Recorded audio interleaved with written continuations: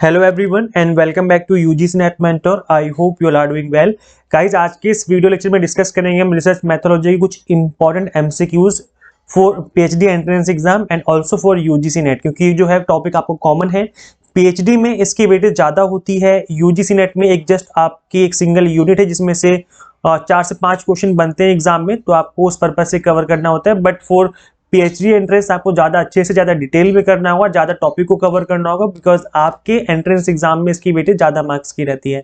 Guys, आज हमारी lecture number 2 है। This is part 2। Part 1 already मैं बना चुका हूँ और ऑलरेडी मैं उसमें काफ़ी सारे क्वेश्चंस शेयर कर चुका हूँ जो कि काफ़ी इंपॉर्टेंट थे आपके एग्जाम के पर्पज से।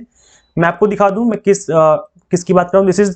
This was part 1। ये ऑलरेडी मैं बना चुका हूँ। इंग्लिश प्लस हिंदी दोनों में अवेलेबल है ये वाली क्लास भी।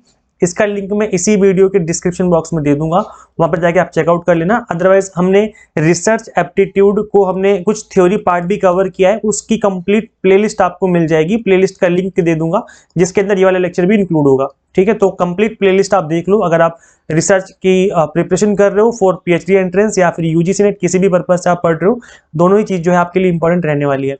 As you all know, my name is Mohammad Azam. I have worked as an assistant professor in GJS IIP University Delhi for more than 3 years. Guys, चलिए स्टार्ट करते हैं class और समझते हैं कुछ important questions. Okay, so this is the first question. Which one is called non-probability sampling? Guys, एक चीज मैं आपको ये बोल दूं पहले ही कि यहाँ पर जितने भी क्वेश्चन करेंगे हम वो कंप्लीटली एग्जाम के पॉइंट ऑफ व्यू से मैंने हैंड पिक क्वेश्चन नहीं है, मतलब यहाँ से आपको एग्जाम में क्वेश्चन मिल सकते हैं डायरेक्टली देखने को। और सेकंड, इसलिए वीडियो को एंड तक देखें ताकि आपको हर चीज अच्छे से समझ में आ जाए। एंड सेकंड थिंग कि जितने भी क्वेश्चन करेंगे आप बाद में अपने स्कोर कमेंट करके बताना कि आपने कितने क्वेश्चंस का एकदम सही आंसर किया है, करेक्ट आंसर आपने कितने क्वेश्चंस के किए हैं। तो चलिए स्टार्ट करते हैं। This was the first question जो कि आपकी स्क्रीन पे है। तो यहाँ पे क्वेश्चन आपका लिखा हुआ है that which one is called non probability sampling. इसमें से कौन सा है जो कि नॉन प्रोबेबिलिटी सैम्पलिंग के नाम से जाना जाता है? तो कोटा सैम्पलिंग है, क्लस्टर सैम्पलिंग, सिस्टमेटिक या स्ट्रेटिफाइड रैंडम सैम्पलिंग।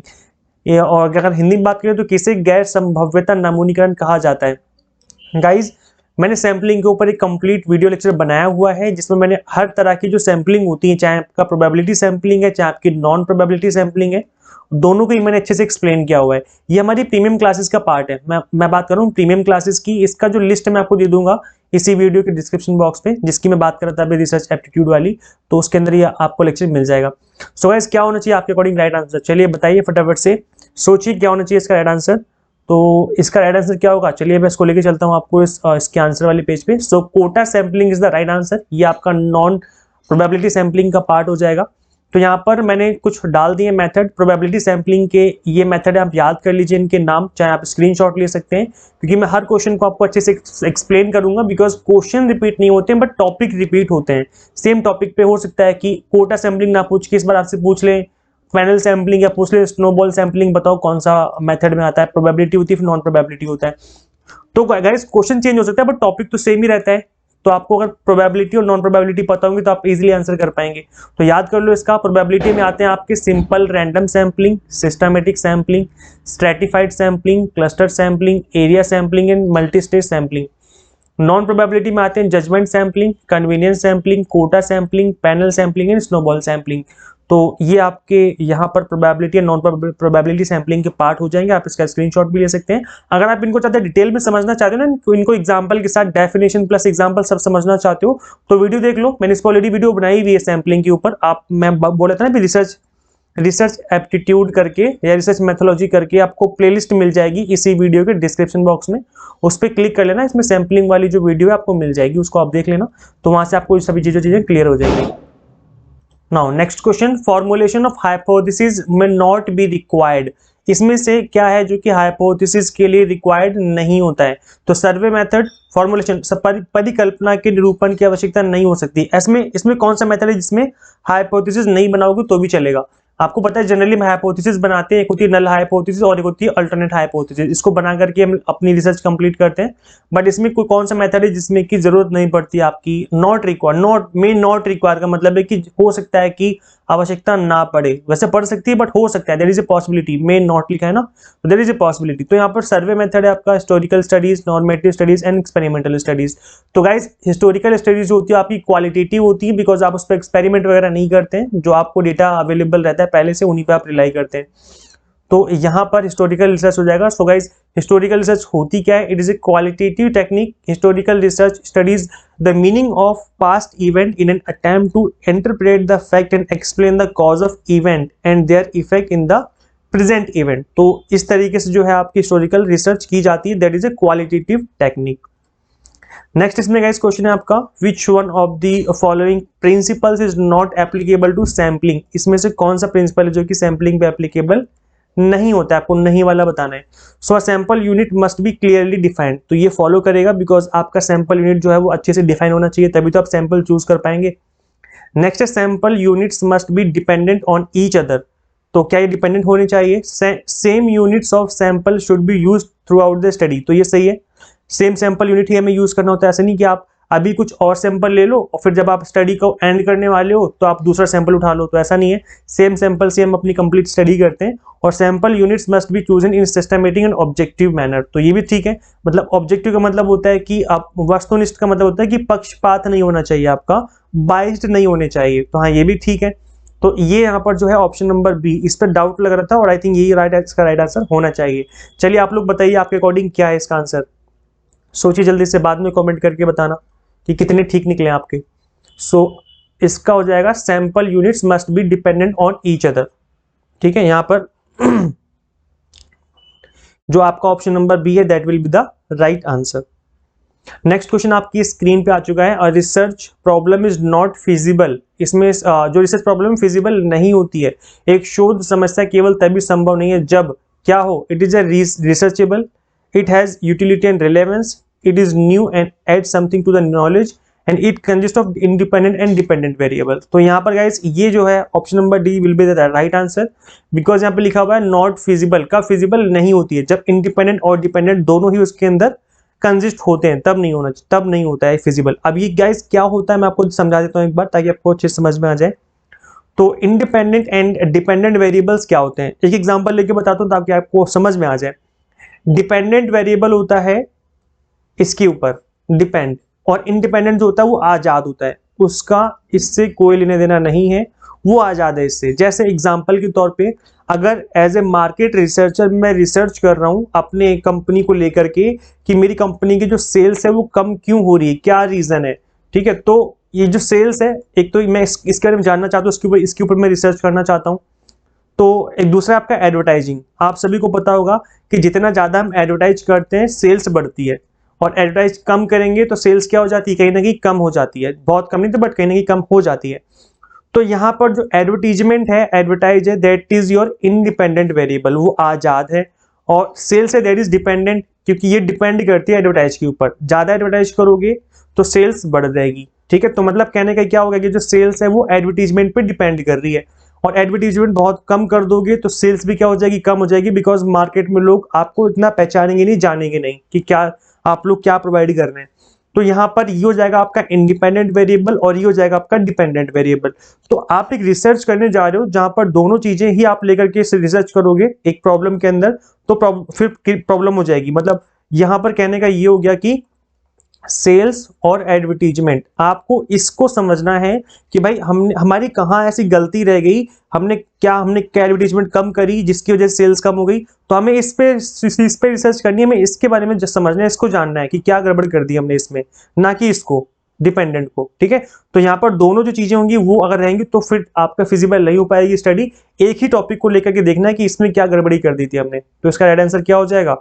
इसका राइट आंसर हो जाएगा आपका it consist of independent and dependent variable. तब जो है आपकी रिसर्च प्रॉब्लम जो है वो नॉट फिजिबल हो जाएगी। ठीक है, आई होप चीजें क्लियर हो रही है आप लोगों को, थोड़ी बहुत समझ में आ रहा होगा। अगर थोड़ा बहुत भी आ रहा है तो that's good. Next question guys आपकी स्क्रीन पे, how can the objectivity of the research is enhanced. शोध की वस्तुनिष्ठता को कैसे बढ़ाया जा सकता है। अब ये ऑब्जेक्टिविटी क्या होता है गाइस? ऑब्जेक्टिविटी का मतलब होता है नॉन बाइस्ड। अब नॉन बाइस्ड मतलब क्या होता है? इसका मतलब होता है कि पक्षपात रहित, पक्षपात ना हो, पक्षपात ना रहे, पक्षपात रहित होना चाहिए। तो कैसे बढ़ाया जा सकता है इसकी रिसर्च में? क्योंकि हम कभी भी रिसर्च करते हैं कुछ ऐसा चुनना हो में, तो हम क्या करते हैं? हम पक्षपात करने स्टार्ट कर देते हैं। तो ऐसा क्या करें जिससे पक्षपात ना हो? तो थ्रू इट्स वैलिडिटी, इसकी वैधता के माध्यम से। हाँ तो ठीक है, that must be valid. Through it's reliability, इसके भरोसे विश्वसनीयता के माध्यम से, तो हाँ ये भी ठीक है। थ्रू इट्स इम्पार्शियलिटी, मतलब निष्पक्षता के माध्यम से, निष्पक्ष होनी चाहिए, तो हाँ भी तो बिल्कुल ही ठीक होगा। तो option number D will be the right answer, that is all of these. ठीक है, सो यहाँ पर option number D will be the correct answer of this question. चलिए गाइस, तो यहाँ पर मैंने आपको बता दिया है, ठीक है, इसका आंसर ये, और मैंने समझा दिया है। आई थिंक इसका अभी इतना डिटेल में समझाने की जरूरत नहीं पड़ेगी, आपको पता चल ही गया होगा। ओके, नेक्स्ट क्वेश्चन आपकी स्क्रीन पे आ चुका है। So reasoning from general to particular, अगर हम सामान्य से विशेष की ओर तर्क करना तो क्यों क्या कहलाता है? अगर हम करते हैं सामान्य से विशेष की तरफ जाते हैं तो क्या होता है? General to particular. चलिए बताइए, आंसर कीजिए, आप लोग अपने मन से सोचिए क्या होना चाहिए आंसर। इंडक्शन होगा, डिडक्शन होगा, ऑब्जर्वेशन या फिर एक्सपीरियंस? बताइए जल्दी से, फटाफट सोचिए कि इसका आंसर क्या होना चाहिए।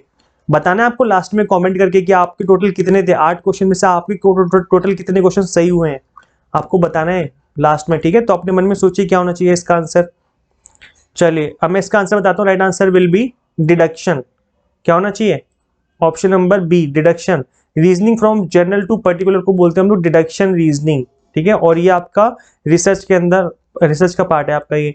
तो गाइस डिडक्शन में जो होता है तो वो क्या होता है? With this type of reasoning if the premises are true then conclusion must be true. मतलब कहने का कि ऊपर अगर बहुत बड़ा है एरिया तो उसको मैं छोटे के ऊपर रिजल्ट ड्रॉ कर सकता हूं। जैसे फॉर एग्जाम्पल यहां पे मैं ये बोलूं कि ऑल डॉग्स हैव ईयर्स, यहां पर जितने भी डॉग्स हैं दुनिया में, जितने भी डॉग्स हैं, ये सारे डॉग्स की कम्युनिटी है, पूरी दुनिया में जितने भी डॉग्स हैं, ये सर्कल उसको रिप्रेजेंट करता है।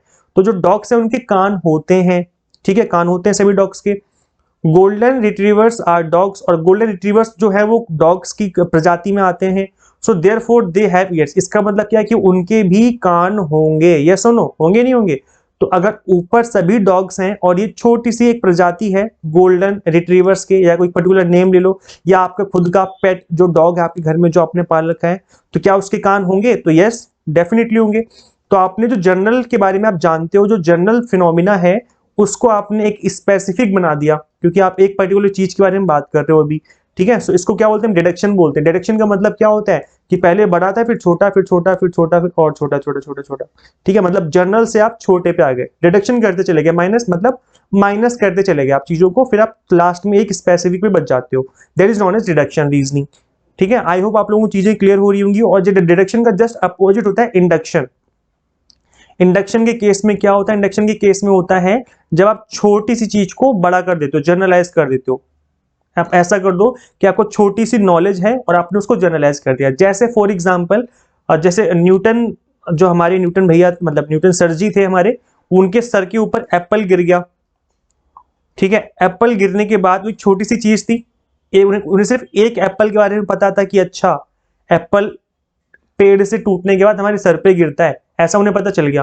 तो उन्हें एक एप्पल के बारे में पता चला, तो उन्होंने जनरलाइज कर दिया इस चीज को। उन्होंने बोला कि भाई यहां पर हर चीज जो है ऐसे ही है कि उसको ऊपर फेंकोगे तो नीचे आके गिर जाएगी। तो उन्होंने एक चीज के बारे में उन्हें पता चला तो उन्होंने सभी चीजों को इसमें इंक्लूड कर दिया। तो ये क्या था आपका?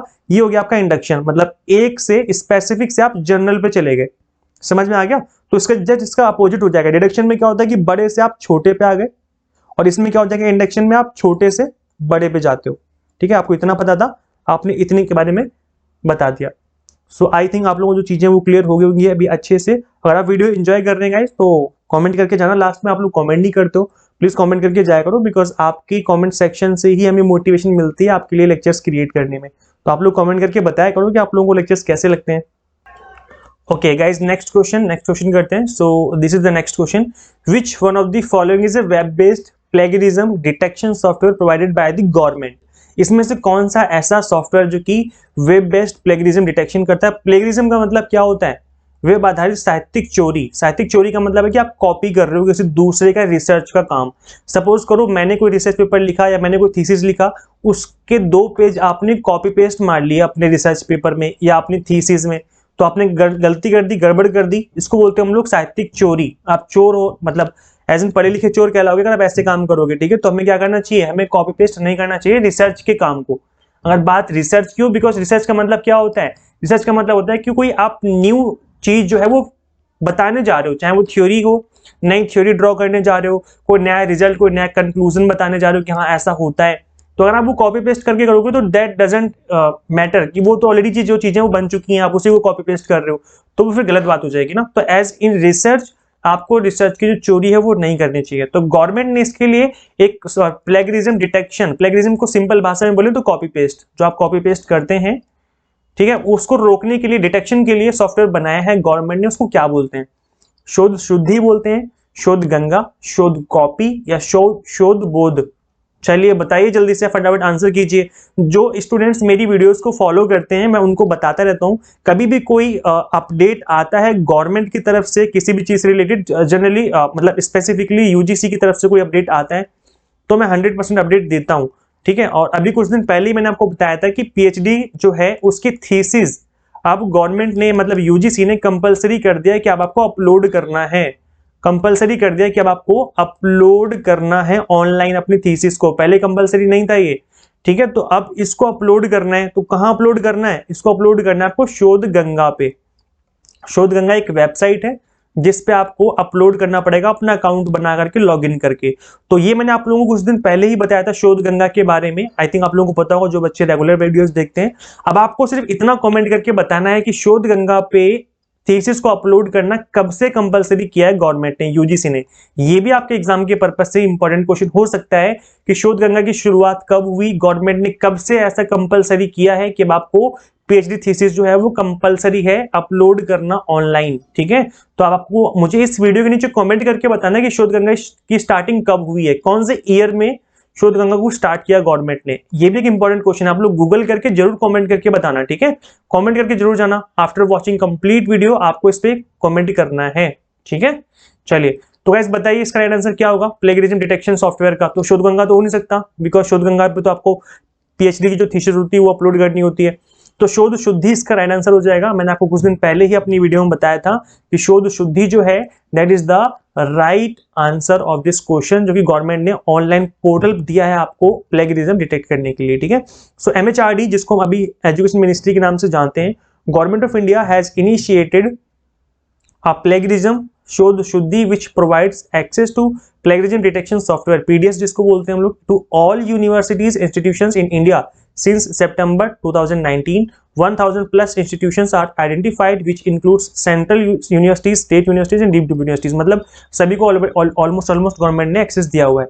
तो ये शोध शुद्धि है जो प्लेगरिज्म सॉफ्टवेयर है, इसकी स्टार्टिंग 2019 में हुई थी। आपको बताना शोध गंगा का, कि शोध गंगा की स्टार्टिंग कब हुई है। आप लोग सभी बच्चे जितने भी स्टूडेंट्स क्लास देख रहे हैं प्लीज कमेंट करके जाएंगे, ठीक है, आफ्टर द क्लास। और फीडबैक भी देके जाना कि क्लास कैसी लगी।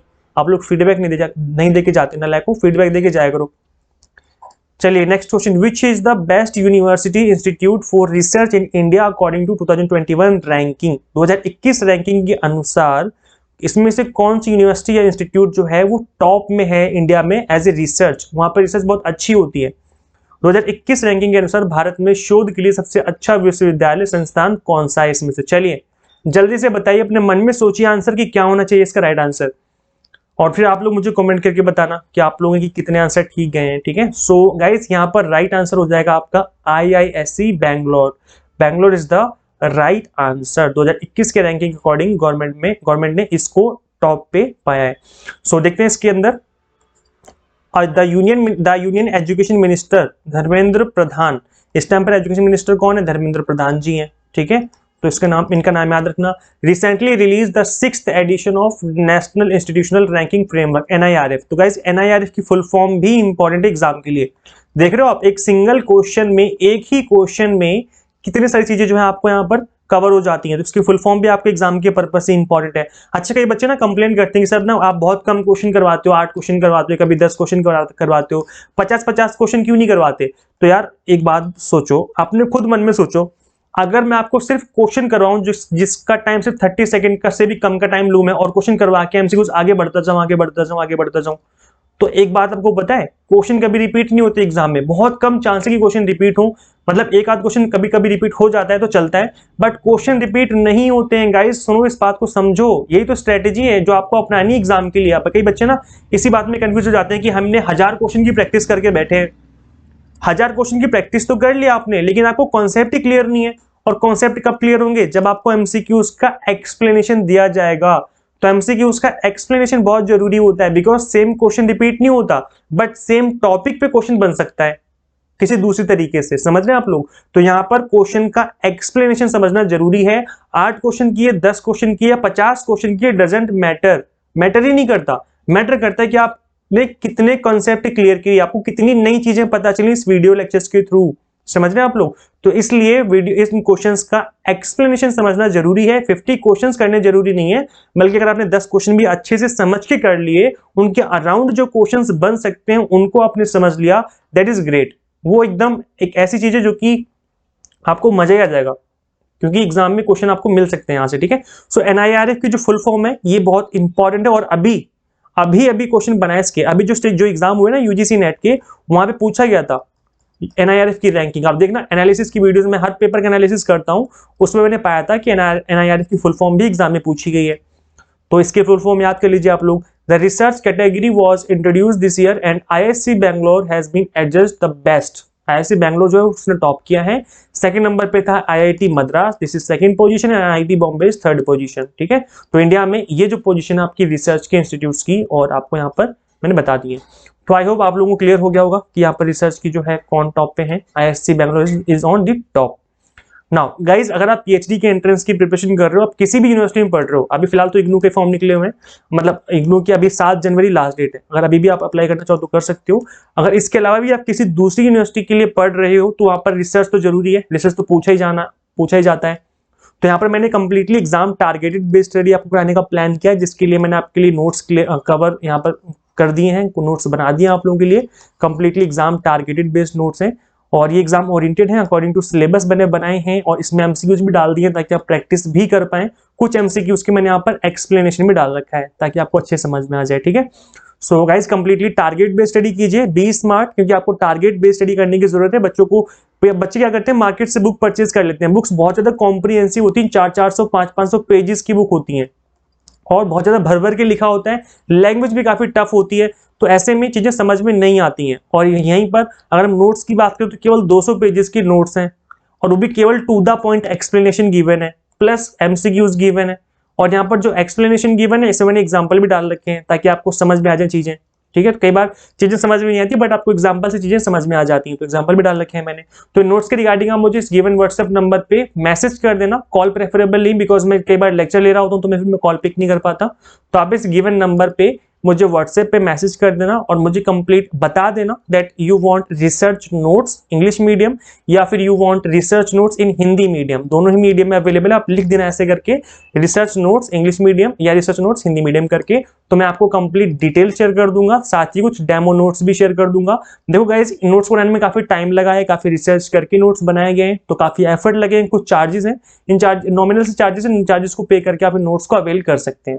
ठीक है, आई होप आपको जो चीजें हैं यहाँ पर अच्छी लगी होंगी, चीजों को समझने में आपको मजा आया होगा। So guys, thank you for watching this class. अभी तक शेयर नहीं किया वीडियो को तो शेयर कर देना सभी PhD and UGC net aspirants के साथ, एंड सब्सक्राइब कर लेना चैनल को यूजीसी अपडेट्स के लिए and assistant professor job updates के लिए।